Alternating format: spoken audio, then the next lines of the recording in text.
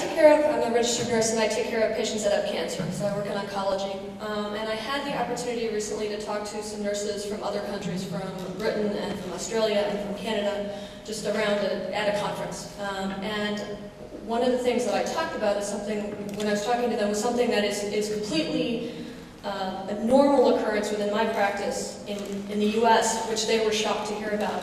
And that is that in the United States, when somebody is diagnosed with cancer and they're in the hospital, whether it's for chemotherapy or whether it's for end-of-life care, whatever it is, at some point in time, usually once their family has gone home for the evening, patients say to us, you know, I don't know what to do, whether I should continue my treatment. I feel like I'm a burden on my family.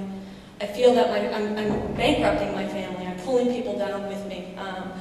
People have a kind of a soul-searching moment that happens because of the reality of the way finances work with healthcare in this country. And the nurses who I talk to in other countries don't have that conversation.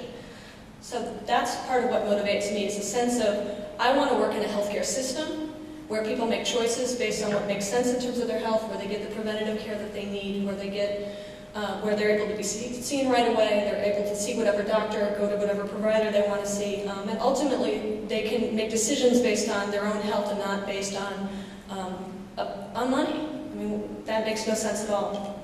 And I think that we're really poised in this country at a point where the debate has shifted. It used to be a debate about do we need universal health care of some kind?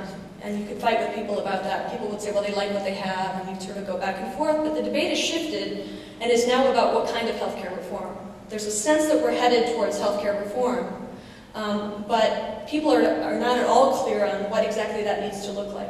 And the presidential campaign has been really interesting, and we did a report card, and I think we passed them out to most of you, a yellow sheet, that looks at Obama's and McCain's health plans, and just analyzes them in terms of what the impact could be on the current situation. You've got one candidate, McCain, who literally wants to sort of unbuild the current healthcare system, if you're going to call it a system, and not replace it with anything, right? Destroy the employer-provided healthcare insurance. You've got another candidate that understands that we need to increase coverage and increase access, but really falls short of actually advocating for full single-payer healthcare. And I think what that's about, and you've all probably experienced it if you're single-payer activists, is that when you talk to people, they talk about political expediency, and they talk about what's possible, and they call you naive, and they say, oh, I support single-payer, but we're not going to get there, so we need to take baby steps, or isn't doing something better than doing nothing, etc. And what that means, what people are asking us to do when they make that kind of argument to us, and what we need to counter, is they're arguing with us that we should decide in advance what's possible, right? Separate from an actual fight, separate from a movement, separate for demanding what actually makes sense and what works around the whole rest of the world. They would prefer that we decide in advance that it's not possible to actually get there, that we just sort of bow down to the insurance industry and bow down to the pharmaceuticals and the healthcare industry as a whole and just give up. Well, we're not willing to surrender in advance, all right? Patients are dying. It's not just patients without insurance. There's nobody in this country who's truly immune from a total disaster, serious physical pain and injury, financial and emotional pain and injury to themselves and their families as a result of the way that healthcare works here.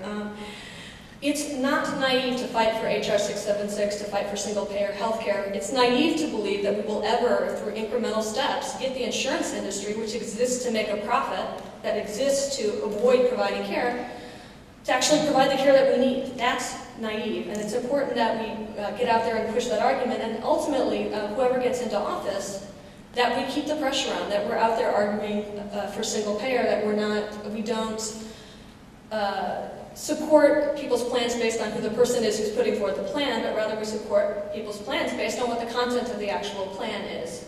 And so I think that's really a key lesson here. And lastly, I think you have a political candidate for Congress there, Massa, who is truly courageous and is truly standing up and not falling for the argument about political expediency, who is taking all kinds of hits in terms of the anti-ads against him, and his election is a major priority for our organization nationally. We think that this is a very important race, and we think that he deserves everyone's support. It's really essential that candidates like Eric get elected who are willing to actually stand up and face the insurance industry and actually fight for HR 676.